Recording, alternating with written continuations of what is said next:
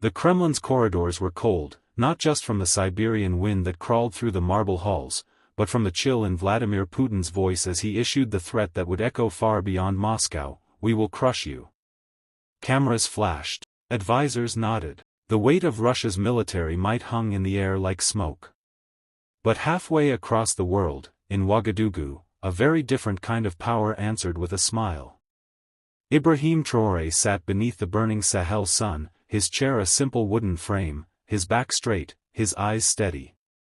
The words reached him through a reporter's trembling voice, but Traoré didn't flinch. Instead, he chuckled, not with arrogance, but with the calm certainty of a man who knew history's rhythm. "Then come," he said. That was all. But that sentence cracked the silence like thunder. The media went wild. In Paris, anchors whispered in disbelief. In Washington, the Pentagon took notes. In Moscow, Putin's advisors demanded clarification. Who was this young African captain who dared defy the Kremlin without raising his voice? But Traoré wasn't just a man. He was a symbol, a rising resistance to the old empire's grip. He didn't command from bunkers or palaces. He walked the streets of his people. He bled when they bled. And when Putin's threat rang out like an old Tsar's decree, Traoré answered like Africa's future. Behind closed doors, military officials scrambled. Satellite movements, resource negotiations, intelligence leaks. But Traoré didn't hide. He climbed atop a truck in Bobo-Dioulasso, spoke to thousands, and said, "They have tanks. We have truth. They have power. We have purpose." The crowd erupted, not in fear, but in fury and pride. Young men and women lifted their fists. Mothers wept. Elders chanted prayers of the ancestors. Across the continent, from Kinshasa to Nairobi, a new beat pulsed in the heart of the people: defiance. And so, as Russia plotted behind its iron walls, Traoré stood unshaken, bare-handed, bold-eyed, and armed with a nation's will. The world had seen invasions before. But it had never seen someone smile in the face of one and whisper, "Come if you dare." Inside the Kremlin, Putin was livid. Aides stood silent, watching the president's clenched jaw and white knuckles. He had expected submission, fear, diplomacy, even silence. But not laughter. Not from a soldier-turned-leader in West Africa. Not from a man half his age who sat in the dust and dared to mock the world's largest nuclear power. "This is not a joke," Putin growled to his war council. "This is a provocation." Maps of West Africa lit the Situation Room. Russian advisors reviewed satellite images of Burkina Faso's gold mines, Chinese-built infrastructure, Wagner's old footprints, and every inch of military terrain. The general leaned in. "We can destabilize the region again. Cut his access. Collapse his allies.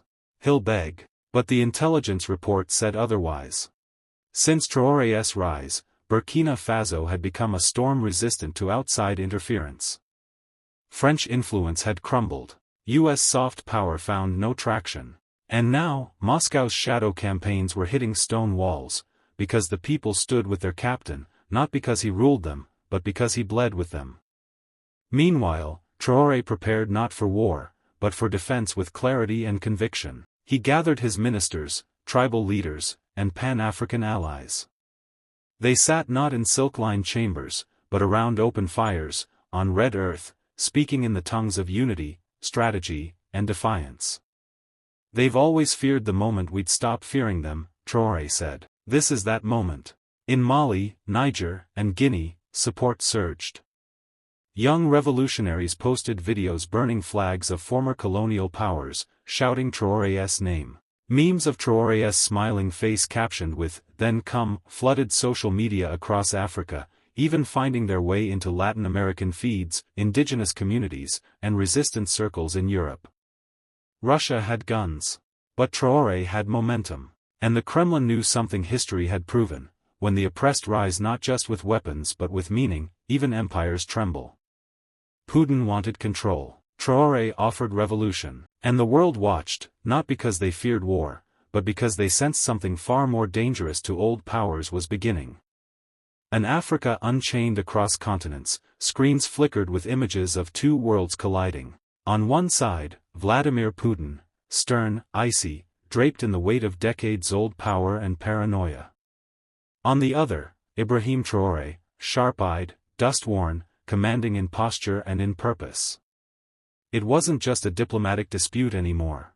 It was a collision of eras. Western media scrambled to frame the standoff. CNN asked, "Is Africa provoking Russia?" Fox News warned, "Putin won't tolerate mockery." But African channels, Pan-African podcasts, and youth-led networks told a different story. One headline echoed from Lagos to Luanda. Traoré didn't mock power, he shamed arrogance. Inside Burkina Faso, the atmosphere buzzed with tension, but not fear. People in Ouagadougou painted murals of Traoré standing tall before Putin's looming shadow. Schoolchildren recited his defiant words as poetry. Street vendors wore shirts that read, "Let him come." At the UN, silence grew uncomfortable. Representatives whispered behind closed doors. Some European diplomats urged restraint from both sides, meaning, make the African man apologize. But Traoré was unmoved. When a BBC journalist asked if he'd consider de-escalation, his reply was calm, but it cut deep. De-escalation begins with the one holding the leash, not the one breaking the chain. Meanwhile, Moscow intensified its psychological warfare. Disinformation campaigns flooded African social media, accusing Traoré of being a CIA puppet, a threat to regional stability, a fool led by pride. But the lies found no oxygen, because the people didn't follow him blindly. They followed him because, for the first time in generations, someone spoke their truth to their enemies. Then came the satellite images. Russia began moving assets, mercenaries along Chad's border, signals intelligence closer to the Sahel, drone surveillance hovering just beyond Burkina's airspace. To many, it looked like preparation. But to Traoré, it was noise. In a surprise address broadcast across Africa, he stood not in military gear, but traditional Faso Dan Fani cloth. His voice steady, his message brief. Let them come. We're not here to run. We're here to rise. It wasn't a declaration of war. It was a challenge to history. And history was listening. The Kremlin seethed. Putin's advisors begged him to ignore Traoré. He's just another populist, one said. He'll be gone in a year, whispered another. But Putin, ever the tactician, knew better. He had seen what one spark could ignite. Syria, Crimea, Georgia, resistance had many faces. But this one had teeth. In Moscow's war room, Traoré's speeches were dissected like military codes. Russian analysts weren't just watching his army. They were studying his rhythm, his fire, his following. Because what scared them wasn't Burkina Faso's missiles. It was their message. Africa is not a pawn, Traoré had declared. And we're not pieces to be moved by tired men playing dead empires. That line reached every former colony, every restless youth, every African soldier tired of marching to foreign orders. Even in St. Petersburg, a small crowd, mostly African students, lit candles at a monument for victims of imperialism. One of them held a sign, "Not again." But Putin's pride wasn't built for pause. He called a press conference, flanked by loyal ministers and the glare of 20 cameras. This man, this Traoré, plays with fire, he barked. He forgets what it means to speak against Russia. His voice, once cold, now cracked with frustration. Back in Ouagadougou, Traoré wasn't rattled. He was building. Military drills intensified. Communications hardened. But so did something else, something less visible, unity. Farmers in Mali sent grain. Engineers in Ghana offered tech support. Diaspora groups in France and the US raised funds, ran digital campaigns, flooded comment sections with messages of resistance. In the courtyard of a modest Burkinabe radio station, an elder from the north spoke into a microphone. They think this is about weapons. But the strongest force on earth is a people no longer afraid to die standing. That broadcast was shared 8 million times in 48 hours. Then, the unexpected happened. A Russian diplomatic envoy requested an emergency call with Traoré. Their tone? Measured. Their message? Let us talk. The world sensed it too. Putin had growled. But Traoré made him blink. The Russian envoy's voice was calm, almost rehearsed. President Traoré, we wish to avoid escalation. Let us discuss boundaries, resource agreements, perhaps a framework for mutual understanding. But Traoré didn't flinch. He didn't soften. He didn't offer polite diplomacy. He leaned forward into the camera, his tone sharpened like a spearhead. You threatened to crush me. Now you want to negotiate? He paused. Then. The lion doesn't negotiate with the hyena circling its cubs. Silence. The Russian diplomat blinked. Then the screen went black. That moment, recorded by an aide, was leaked and went viral within hours. African youth flooded social media with hashtags. Hashtag the lion roars. Hashtag Traoré not bend. Hashtag no to neo-empire. In the US, think tanks scrambled. The Pentagon prepared fresh memos. China watched, quietly recalculating its Africa strategy. But in Russia, Putin was livid. He mocks us, he shouted at his inner circle. He poisons the minds of their youth. Yet it wasn't poison. It was clarity. It was the echo of centuries being answered by a voice that refused to stay quiet. Meanwhile, Traoré doubled down. He invited African leaders, not to a G7 imitation, not to a conference with translation booths and sterile smiles, but to Ouagadougou, under the stars, surrounded by local griots and elders. No suits. No scripts. Only truth. I don't want unity signed with foreign pens, he said that night. I want unity born from scars we all carry. Scars left by chains, bombs, and silence.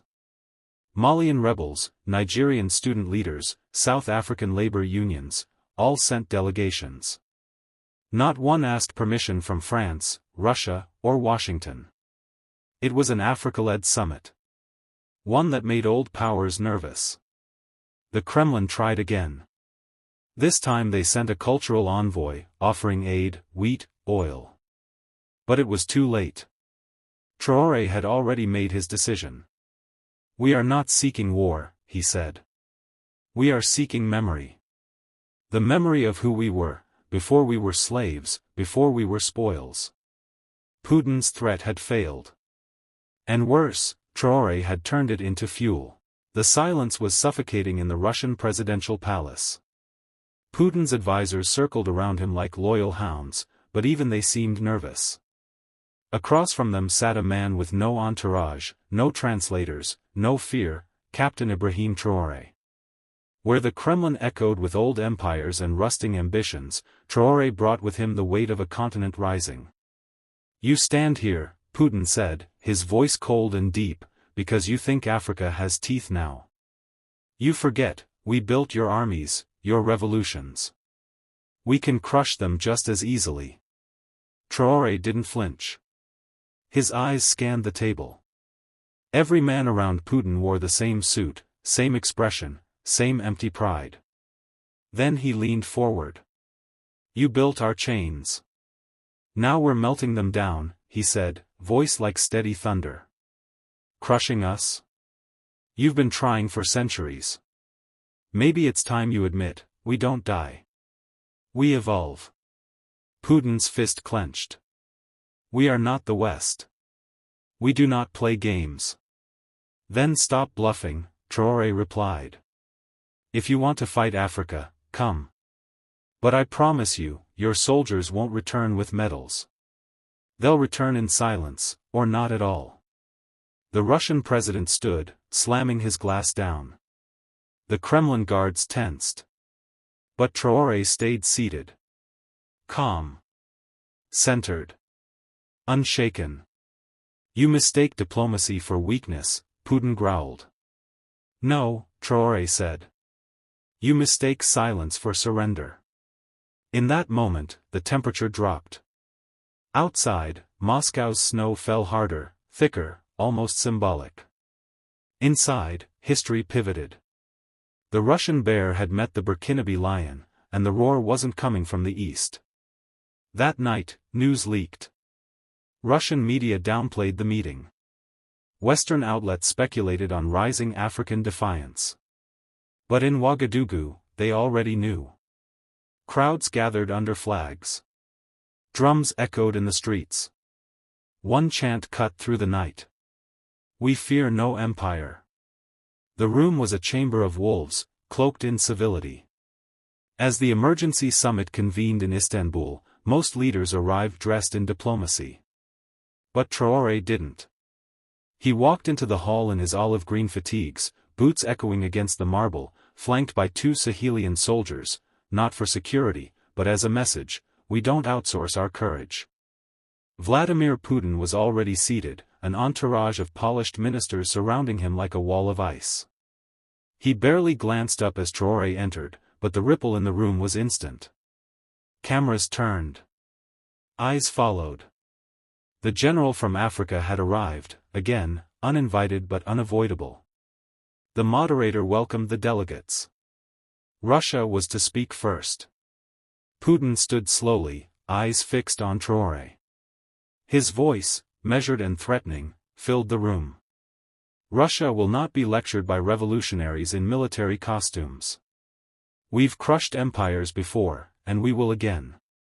Those who provoke us should expect consequences, swift and final. There it was, the veiled threat of annihilation. Some leaders looked away. Others scribbled notes. But Traoré didn't blink. He stood, calmly, then walked to the microphone. No prepared speech. Just presence. You talk of crushing, he began, but you hide behind proxies. You send mercenaries where your own sons refuse to go. You drop bombs, then call it strategy. Putin's eyes narrowed. You call us revolutionaries in costume? Then let me remind you, it was revolutionaries in rags who broke chains, who bled in jungles and deserts while your fathers sipped wine behind castle walls. The room grew tense. A Saudi diplomat muttered something under his breath. An American representative smirked, perhaps forgetting that Washington, too, had been warned by this man. You want us to fear you, Traoré continued, voice rising like a drumbeat. But we only fear silence. And death in silence. So no, we won't shut up. Not for Moscow. Not for NATO. Not for anyone. The hall fell silent. And in that silence, Traoré took one step closer to Putin and said quietly but clearly. You think your power protects you. But your fear of us is louder than your threats. Then he turned his back, and walked out. Would you like me to revise any other prompt or move forward with the background prompt, video description, or thumbnail headline? The Kremlin's war room was eerily silent. Maps sprawled across the giant table, red pins dotted Ukraine, Syria, and parts of Africa.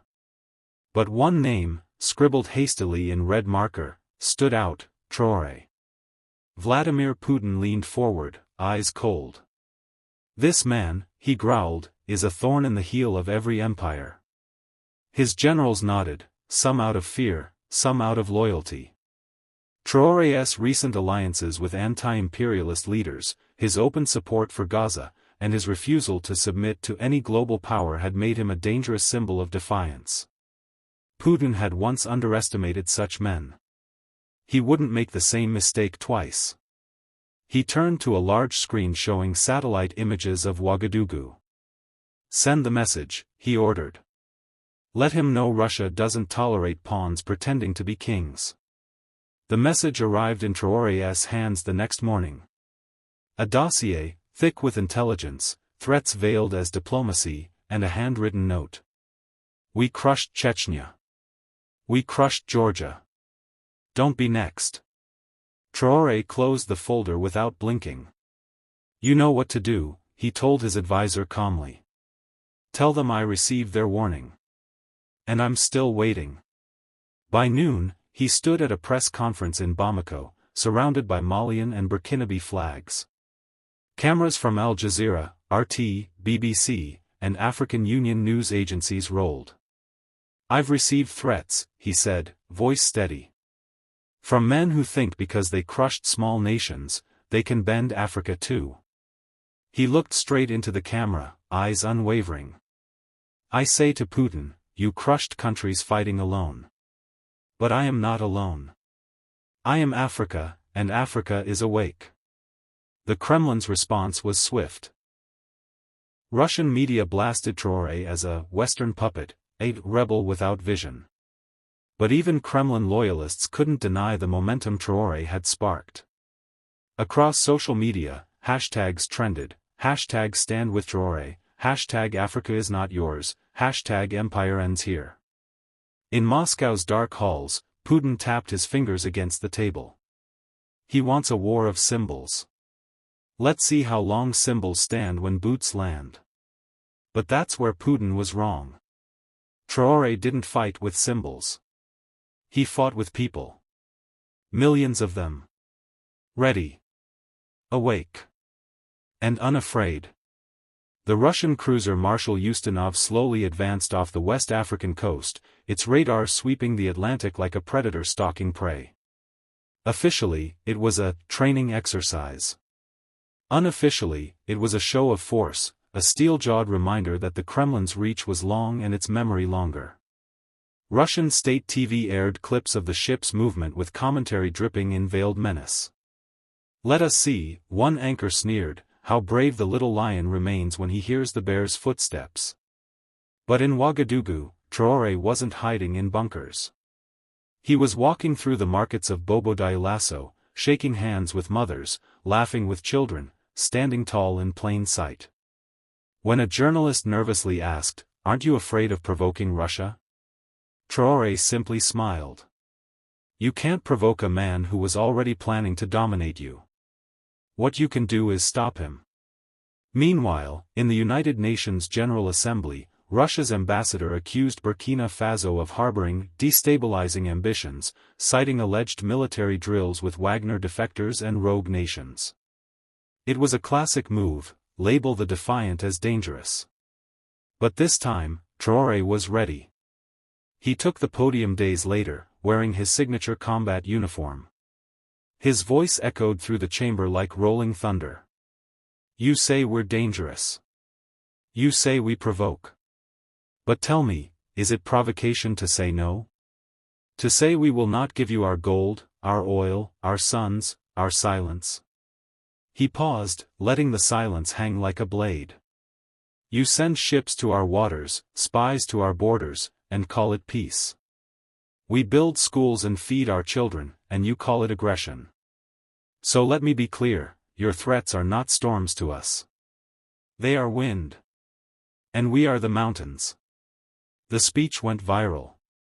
African youth turned it into remixes, poetry, protest chants. Even dissidents in Eastern Europe whispered admiration. Traoré wasn't just challenging Putin, he was challenging the very architecture of global intimidation. Not with missiles. With truth. With defiance. With fire in his voice and steel in his spine. And Putin knew it. Which is why, behind closed Kremlin doors, the question was no longer, can we crush him? It was, what happens if we fail? The sun had just begun to rise over Ouagadougou when Traoré walked to the center of the military parade ground. No podium, no notes, just him in his worn combat boots and a voice that had shaken palaces and parliaments alike. Before him stood thousands of young Burkinabe soldiers, some no older than 20, their rifles slung over backs but their eyes sharp with purpose. Behind them, the national flag waved not in ceremony, but in challenge, to empires past, present, and future. "Brothers," Traoré began, "we were born into a world that wanted us weak. They said we were too poor to stand. Too divided to unite. Too black to matter. But we are still here." The crowd didn't cheer, they listened. "Now Putin thinks he can crush us," he continued. "He sends ships to our coasts, drones to our skies, rumors to our allies. He plays the old colonial game, intimidate the few to control the many. But I am not one of the few. And you, he raised his hand toward them, you are not the many. You are the storm. One soldier shouted, Pour l'Afrique. Others followed, Pour la liberté. Back in Moscow, intelligence officials monitored the speech in real time. One analyst turned to his superior and said, he's not afraid. The reply came cold, he's dangerous. Putin, seated alone with his advisors, scowled at the footage. He forgets who we are, he muttered. But in truth, Putin remembered exactly who Traoré was. The captain who threw out the French. The soldier who dared challenge America. The African who turned silence into thunder. And now, the man who stood before Russian threats and laughed. The world took notice. South Africa called for an emergency AU meeting. Latin American leaders sent messages of solidarity. Even in Western nations, young revolutionaries posted. Traoré isn't just standing for Burkina Faso. He's standing for all of us. Meanwhile, Russian state media pivoted. The messaging shifted from threats to dismissal, he's a child playing war. But those watching closely could see the cracks in the bravado. Traoré had made it clear, Africa would no longer flinch. Not for Moscow. Not for Washington. Not for anyone. That night, as the stars spread over the Sahel, Traoré sat alone under a tamarind tree. He wasn't smiling, nor was he afraid. His eyes were locked on the horizon, where the future waited, not to be handed down, but to be taken. And across that horizon, a message echoed back to every empire, every tyrant, every man who ever thought Africa would kneel again. Then come.